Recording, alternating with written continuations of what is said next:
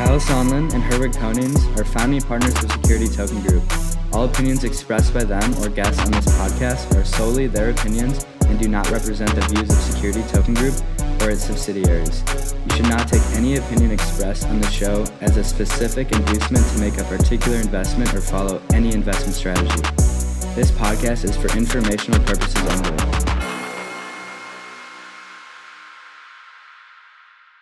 Welcome to the Security Token Show. It's episode 130, Kyle. Wow. We're here to bring you the latest security token news, the latest offerings, the latest updates on the secondary market, what's trading, what's getting listed very soon, our Metaverse update, and this week our main topic, which we're going to be talking about NFT projects and what happens after the SEC comes after them. What are their routes to going, forward to compliance? There's all kinds of regulation coming out, so potentially there's going to be some movements in the market, and we're going to break down what might happen. But before we dive into anything in the show, we want to thank our sponsor, TruckPal. TruckPal is a SaaS platform that's designed for the complex Chinese freight market, and they're doing a profit-sharing security token.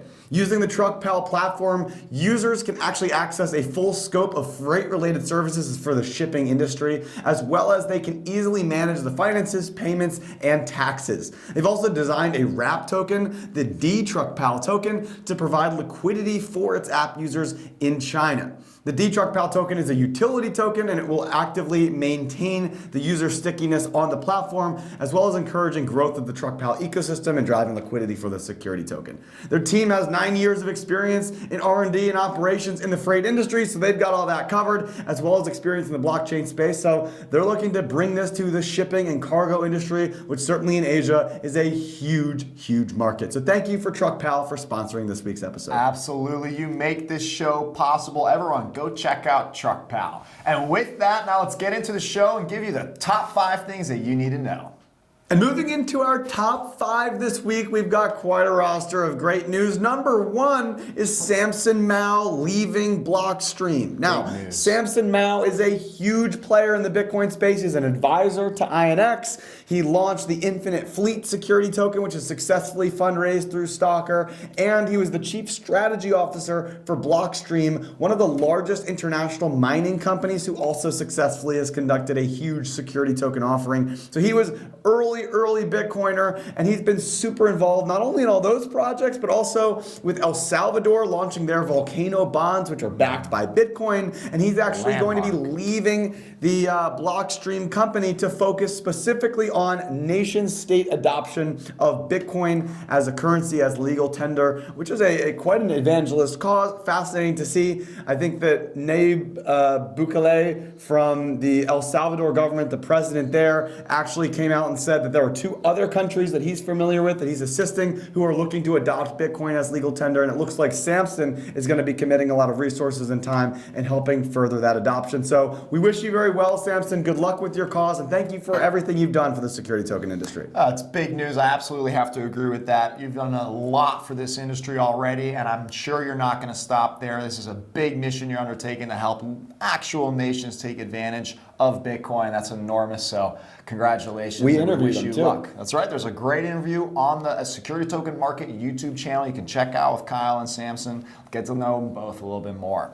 Moving on to number 2, we've got BlackRock, BNY Mellon, and State Street coming together to form a blockchain consortium for alternative investments. Let that sink in, folks. That is huge, huge news. That's 3 major banks.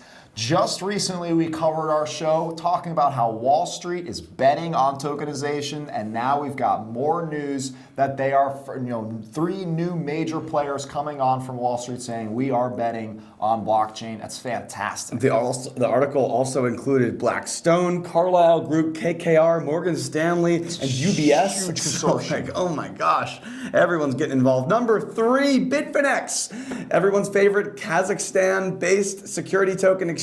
They certainly are huge in the crypto space. Bitfinex has been very active in that space, and now they actually have developed a regulated exchange specifically for security tokens, and they do have a very legitimate issuer with which they're going to be providing liquidity and trading for, which is Blockstream. Their mining note, they've raised over $40 million through a security token offering on Stalker for international investors only, and they have blown it off the shelves, and now it will be trading on Bitfinex. I'm not sure exactly what day that trading is set to begin, but it seems like they're making moves, and that's going to happen very quickly. Yeah, in fact, Kazakhstan is itself actually a huge BTC mining country that most people don't know about. And I think it's a pretty big deal because Bitfinex now has a regulatory license. This isn't just a cryptocurrency exchange that's trading this. We are talking about legal protections that are being given to us under the Kazakhstani law. So that's actually a really big deal, folks.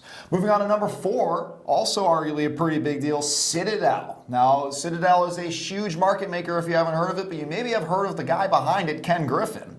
He was well known for actually kind of moving more and more into the crypto scene because a little while back, he would call Bitcoin, I believe it called it, it was a tulip mania back in 2017 for him. And now, most recently, actually, we saw that he actually was the one who took the rivalry against the Constitution down and ended up buying the U.S. Constitution. And he is, well known for, his, of course, antics on Wall Street. So now he's actually reversing course, and he's saying that Citadel is going to get into market making for cryptocurrencies. Why? Because of demand from Wall Street. Again, proving our point, this is happening. Cryptocurrency adoption, blockchain adoption, now one of the biggest market makers in the entire Wall Street space is saying, let's go crypto. I'm certainly sure that the $1.15 billion investment from Sequoia and Paradigm into Citadel certainly helped change his mind as well. And moving into number 5, tZERO's got another asset they're bringing to market. tZERO has been innovating and leading the way. They just got their prime broker, which was approved. They just announced ICE, which owns the New York Stock Exchange, invested in them, and they're bringing on the chief strategy officer, David Goon from ICE, who's going to be joining tZERO. And supposedly they mentioned that with the prime broker, they were going to have a better and easier time listing new assets, and it seems like at least the first step towards that is correct with Myra Park, another real estate asset. This comes from Market Space Capital with about $400 million in assets under management, and this is supposedly the first of many assets that's coming to market through tZERO from Market Space. That's been their main focus, is getting large asset issuers to bring multiple different assets. We'll see how Myra Park trades. Gotta love it. The spot will be trading on tZERO. March We 7th. got more of that coming with you later on the show with Megan's STO update. But first, we got to get into the rest of the industry news with John Pittman. Welcome to the industry news section of the Security Token Show. I'm your host, John Pittman, with a few updates for you. So let's get jiggy with it. To get us started, we have some updates coming out of tZERO, with them officially announcing a change in position for Alan Konveski, who made the switch from CEO to Executive Vice President and Chief of Legal and Corporate Affairs. Now, the move isn't a surprise, as Konveski had been the interim CEO with the most recent announcement of ICE's significant minority investment into tZERO, which led to the appointing of David Goon as the new CEO.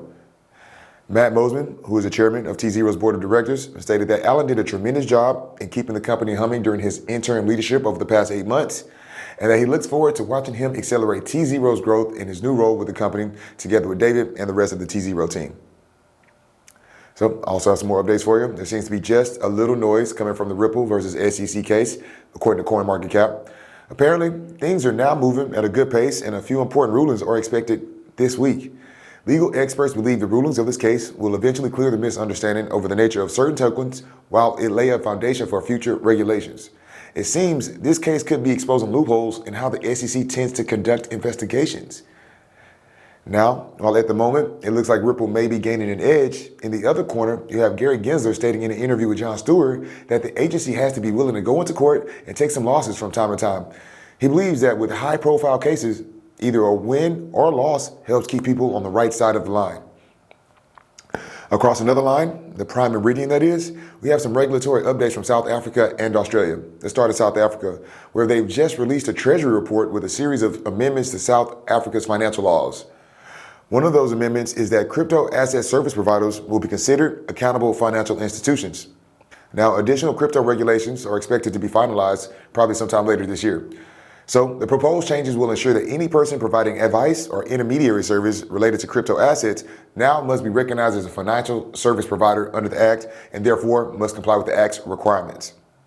Now, over in Australia, the Cybersecurity Industry Advisory Committee released its analysis on cryptocurrencies. So, in short, they advise regulators to begin regulating crypto because as of now, there are none in the country. Cybersecurity is cited as the biggest concern, with risks such as red pools also being listed. The committee chair, Andre Penn, stated that protecting and educating consumers is good, but it only does part of the job because they still need to ensure that those trading and spending cryptocurrency in Australia are protected by legislation and secure market settings. So, to round the segment out, we have Nomura Holdings reorganizes its futures innovation company into a newly established digital company effective April 1st of this year. By establishing this new organization, Nomura aims to drive further business development and global collaboration. By tapping into this, Nomura aims to expand its private markets businesses and broaden its services in focus areas including sustainability and decarbonization. Well, that wraps it up for me, the token advisor, on to Megan with the STO updates, and I will catch you tokenizers on the other side of the blockchain. Welcome back to STO Updates. We have some exciting news this week. To begin, MarketSpace Capital is a private equity real estate firm headquartered in Houston, Texas. Focused on ground-up developments and value-add investments throughout the U.S., they have over $400 million of assets under management. Their new security, Myra Park, also called The Spot, will commence trading on the tZERO ATS on March 7th, 2022. Myra Park is a 250-unit multifamily apartment complex. Equity in The Spot at Myra Park represents MarketSpace Capital's first real estate digitization project, with plans to digitize additional investments in the future. They are using DigiShare's tokenization services, which are built on the Ethereum blockchain. This will be the first security to commence trading on the tZERO ATS following the launch of its self-clearing operations, confirming early claims that this launch is key to scaling at a quicker pace and increasing the velocity at which tZERO onboards assets. Next, Haus launches home equity security token called HAUS. A bit about Haus: they are a technology company providing a more flexible and affordable way to own your home. Rather than lending money like a bank, Haus invests with its owners in their home equity. Built on the blockchain, the Haus Equity Solution offers homeowners low fixed monthly payments and immediate access to their equity. Haus recently announced the launch of HausCoin under ticker HAUS, a completely new financial infrastructure offering an alternative to the debt and interest-driven mortgage-backed security market. With this new equity-driven marketplace, built on the Ethereum blockchain, HausCoin offers a way for investors to directly purchase HausCoin, backed one-to-one by home equity. Investors can reap returns based on the appreciation of those assets. Haus provides a stable, growing store of value that empowers investors to access returns in target markets. Haus is laying the groundwork for a new liquid financial marketplace backed by the world's largest asset class. Haus was created as a security token, strictly following the guidelines of the SEC and filed under 506C. Haus tokens are initially available for purchase only at hauscoin.com by accredited investors who complete the online KYC process. Next up, we have Fusong. Fusong is Asia's first fully licensed and regulated digital financial ecosystem for security tokens and assets. Their unique combination of regulatory licenses, technology, and services allows them to provide an end-to-end platform to issue, tokenize, list, and trade all forms of securities, assets, and cryptocurrencies. Licensed in Hong Kong and Labuan, Malaysia, Fusong operates a fully licensed and regulated digital ecosystem. This includes Fusong Exchange, Asia's first regulated stock exchange for security tokens. Fusong Corporation will list its own token on the Digital Securities Exchange, operating on Malaysia's Labuan Offshore Financial Center. This will be the first public offering of blockchain-based equities in Asia. Fusong plans to sell 2.5 million tokens at $4 each to raise $10 million. The security token offering will offer dividends to investors. The blockchain offers an accessible yet secure and regulated ecosystem for tokenization. This will be available to institutional and retail investors that register on Fusong's platform. Investors will be required to complete the KYC and anti-money laundering onboarding procedures. This is directly with the exchange without the involvement of brokers or other intermediary firms. To learn more, head over to fusong.co. So that's this week's best highlights. I'll see you back here next Monday for more updates in this booming space. If you want to send anything my way, work together or reach out to Security Token Market, be sure to email tips@stomarket.com. Now over to Samuel J. Sachs. Hello and happy Monday. Welcome to the market update. And speaking of markets, have you checked out STO Market recently? Trading security tokens have blown past the $3 billion figure and now are trading over $4 billion. In fact, the tape closed at over $4.2 billion last week. Things are trending up. Much of this is in part to continued buying pressure in tZERO.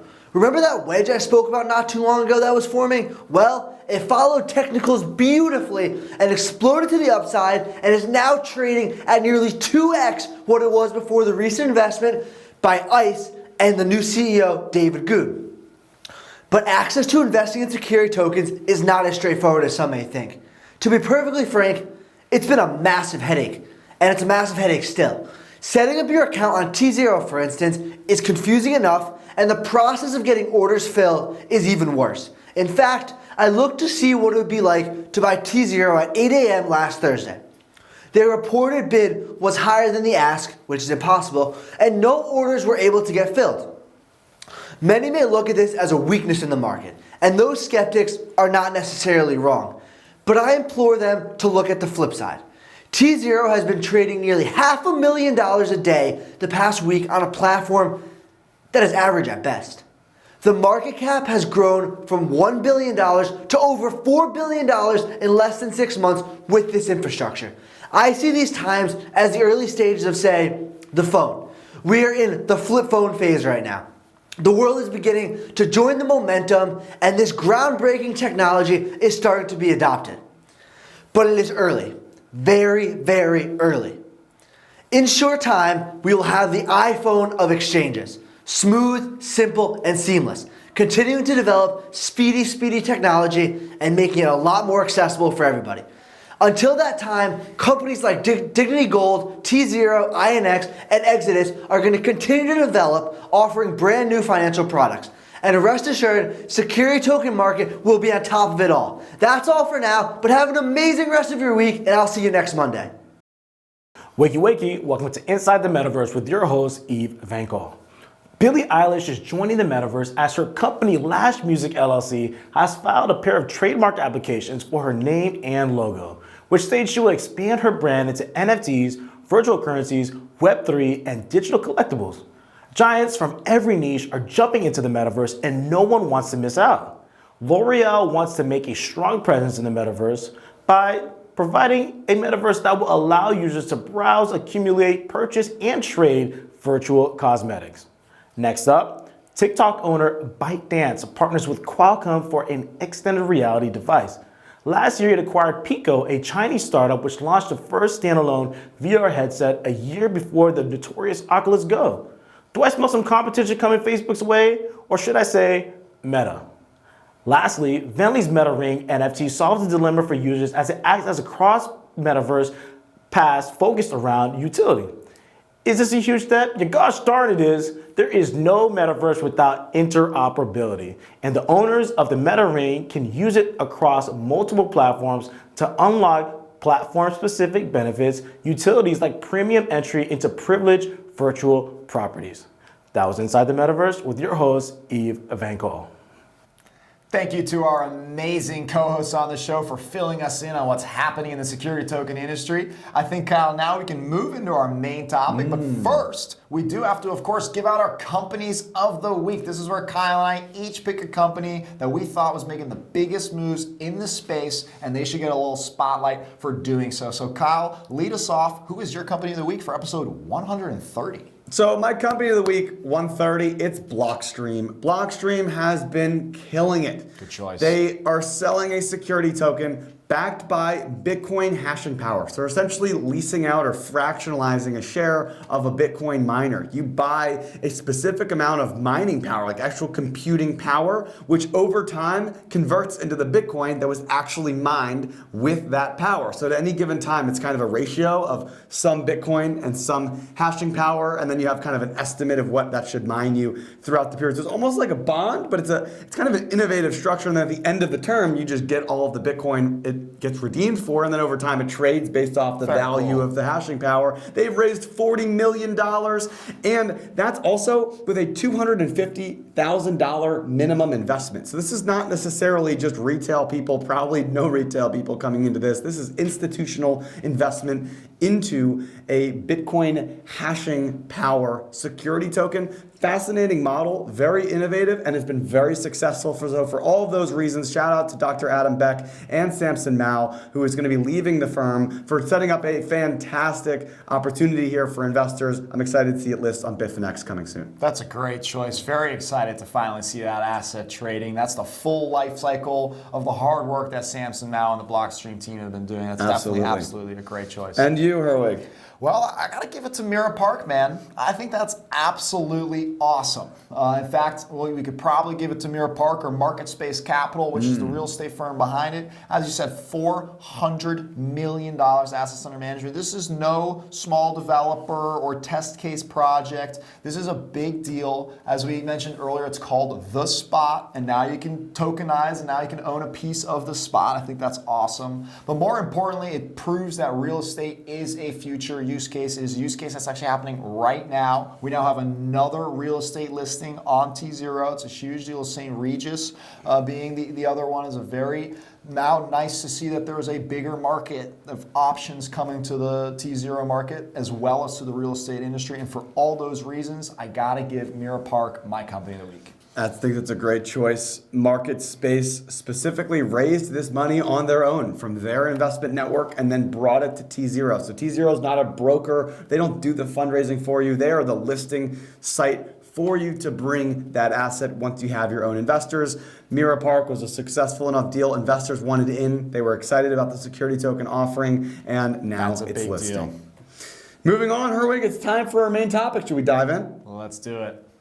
Kyle, you launched an NFT collection. It's super red hot. It's actually got an amazing community behind it. People are trading everywhere. You got thousands of token holders, each holding your NFTs, and you just got some bad news. The SEC is coming after him. They think the NFT collection that Kyle has issued is in fact a security. Now, we did cover this in episode 126. You can go back and check out why this might be the case. But now we're wondering, what happens, Kyle? What are you going to do?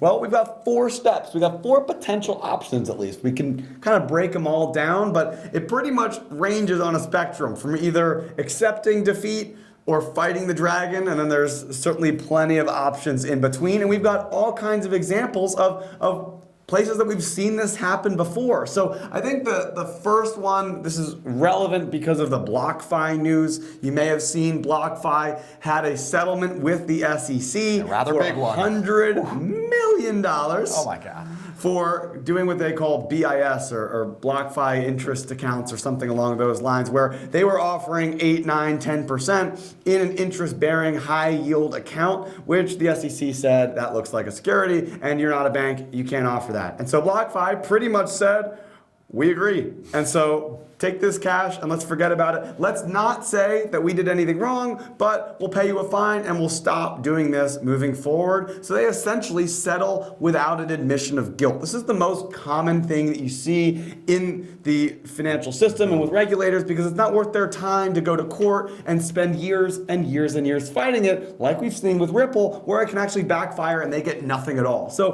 the first option, and I kind of hinted at the second one, but the first option here is just settling without guilt. We've seen BlockFi do it. Even you see small cases, tZERO did it. It's the most common thing that happens with ICOs that we saw. They all essentially admitted that they didn't do anything wrong, but all were willing to either 1, pay a fine, or 2, also give all the money back as part of the process. So this is at least a way to avoid guilt and to at least not have any more problems so that you can continue your business, as you said in the case of BlockFi. But it can be hefty. It can be hefty, but it might be sometimes the best way to go.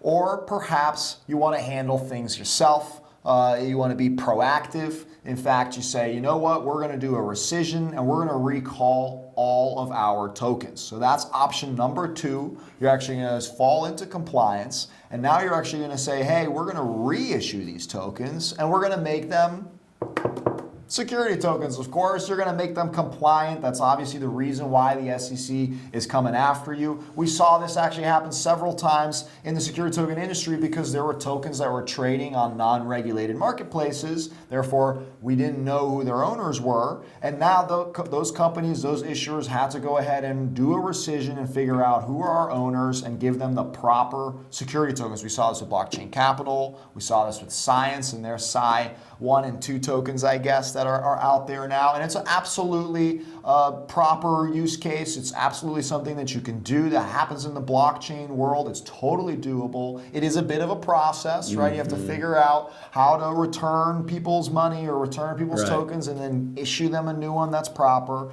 But it's absolutely a way to go ahead and stay compliant. Check out my interview with Graham Moore from Polymath. We discussed they actually did a rescission. The other way to call this, we use the term reissuance as well, where you're essentially, as you said, taking one and you're locking it in. We'll burn that token and we'll give you an equal and identical one that now has the additional compliance or pieces alongside it. Polymath, that I think they went from Poly to PolyX or something along those lines, just like what you're mentioning. Rescission can happen, might happen for some of these assets.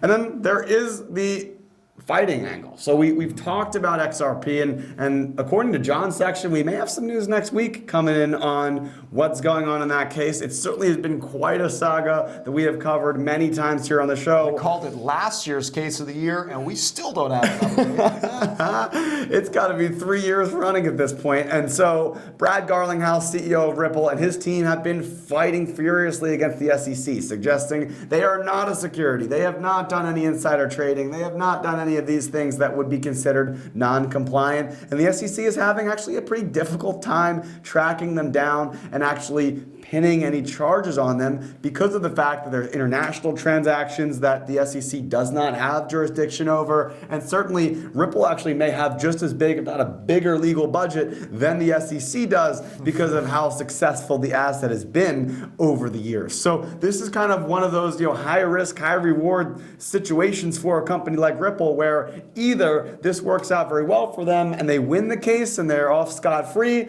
or potentially they end up getting really majorly screwed because they need to be set an example of. There's also the third option, which still can happen, where they settle for a price that makes sense for both sides and they just call it quits from there. So it kind of could end up falling in any direction. We haven't seen any real examples of major litigation of this size that have gone through the entire litigation process with a judge or a jury making a ruling. So we don't have a ton of examples there because regulation's still developing. Many would argue that we need somebody like XRP to force this issue into the courts and force them to decide and actually determine the proper nomenclature and the way to handle these assets. So, from some regards, it's a good issue to force, whether or not you agree or not with XRP. So maybe you can get away with settling and getting away with doing a deal with the SEC. Perhaps you do a full-on rescission and now offer a new compliant offering. Or maybe you fight back and actually win and go ahead and continue to operate as is.